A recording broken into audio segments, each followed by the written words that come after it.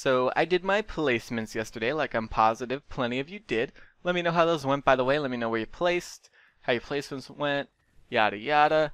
That's pretty much what this video is me doing that. So let's go ahead and get right into it. So of course it was a hard reset, so you could get mad with anybody, whether they're way worse than you or way better. I made sure to go ahead and wait until most of the pros placed, so I'd have less of a chance of running into them.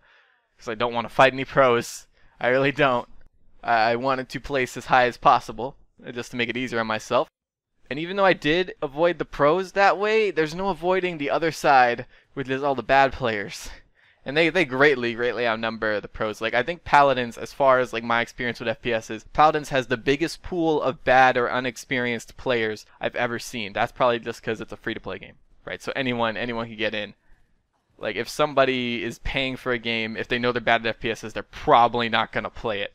I got a lot of bad players on my team, a lot. I ended up going like 9-6, which I guess isn't like too bad. It could have been worse, but that's still a lot of losses. And pretty much the whole time, there was always at least one person that could not like hold a keyboard. They couldn't play their role no matter what role they picked. Could not, even if it was like super easy. I had a Torv that could not play Torv.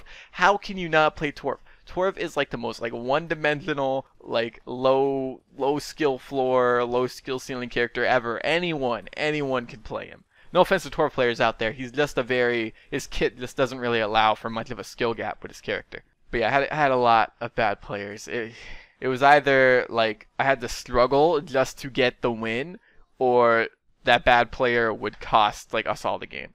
And that's pretty much how it went. There was like 1 or 2 games where it was just a stomp, like a 4-0 stomp that we got, but you know, 2 out of like 15. That's not a lot. That's not a lot. So it was like not the most enjoyable set of placements ever. Like, I do want to put this into perspective, like how bad the players I was getting were. There was one Victor, we had a solo damage Victor on Ice Mines, and he didn't buy Wrecker. He continuously shot Zin's retaliation counter, so he just melted our tanks with it because he just got up in their face, used Victor's bullets to smack, and he didn't speak English, which that's not his fault. He only could understand Spanish, so we couldn't tell him not to shoot the counter or to buy Wrecker. We tried, but he didn't understand. It is his fault for not being in the Latin North America server, though.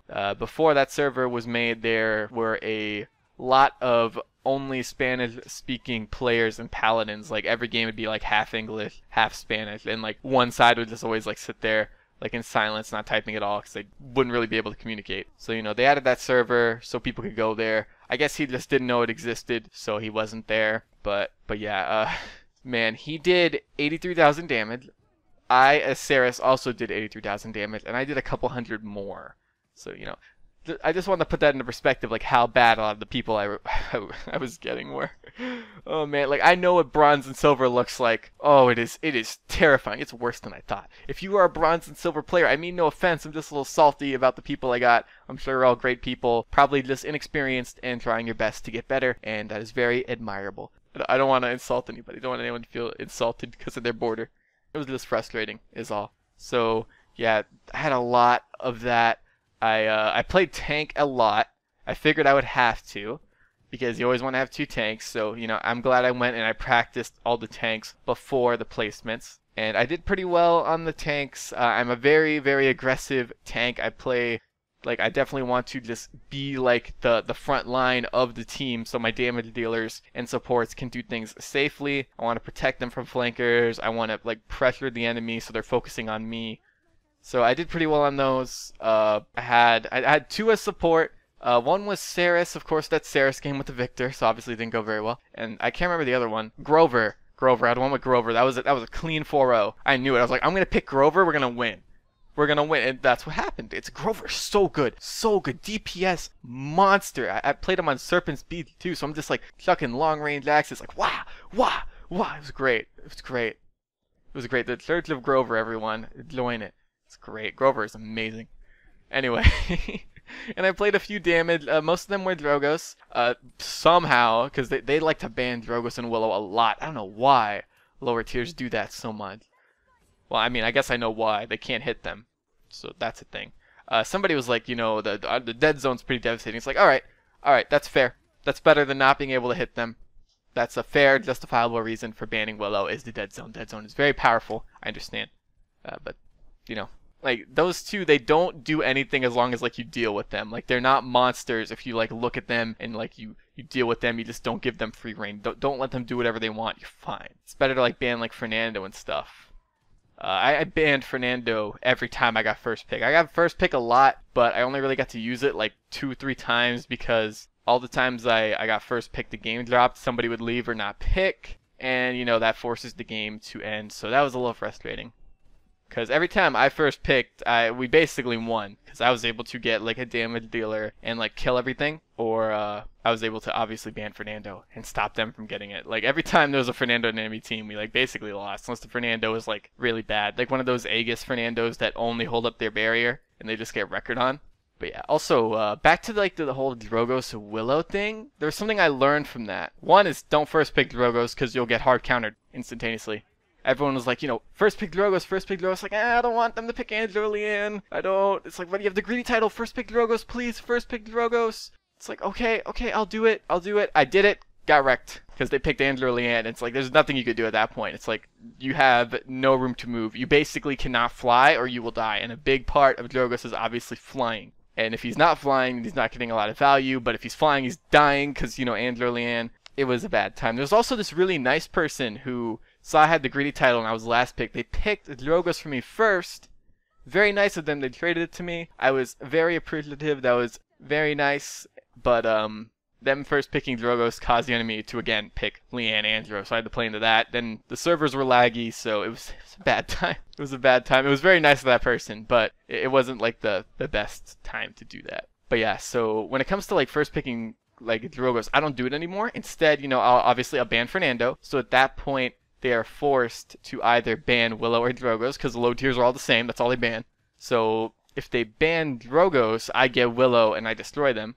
Like I had one Willow game in placements where I got like a 20 kill streak. And I had one after placements where I got like a 30 something kill streak. It was great. So yeah, if I get Willow, I'll just like destroy everything for the most part. And if they ban Willow, then I won't first pick Drogos. My team will flame me every time. They do it every time. How dare you not pick Drogos? What are you doing? It's like, okay, it's like, calm down. And then they see the enemy picks Drogos. It's like, look what you did. It's like, I'm just going to pick Leanne and kill him the whole time. It's like, no, you know. They got so mad, man. They get so angry. It's like, I'm not getting mad at them for getting angry because I know they just don't have, like, as much of an understanding of how the game works as I do. And that's fine. That's fine. I can deal with that. But yeah, I would just pick Leanne and then I would just kill the Drogos the whole time. There was even this one time where I picked Leanne first and then they picked Drogos. Like, the lower tiers, they value Drogos so much. Like, they will pick him in the face of a hard counter. So they just picked him, and he was like the only damage that they had. So it's basically me killing him the whole game. He got no value, and it was basically them playing like 5v4 with no damage. So that was something I learned. I don't know how far that goes up to because I'll come out and say it. Because of like how my placements went, how like laggy the servers were, the players I got ranked in gold. I got gold 4. Gold 4. Like, you guys have seen like the gameplay I've put in my videos. I don't think I am a gold 4 player by any means. I hope you guys would think that too. And it was insult to injury because, you know, me, the Drogos main, needs gold 5 to get the Drogos skin. Gets gold 4. So it's like, okay.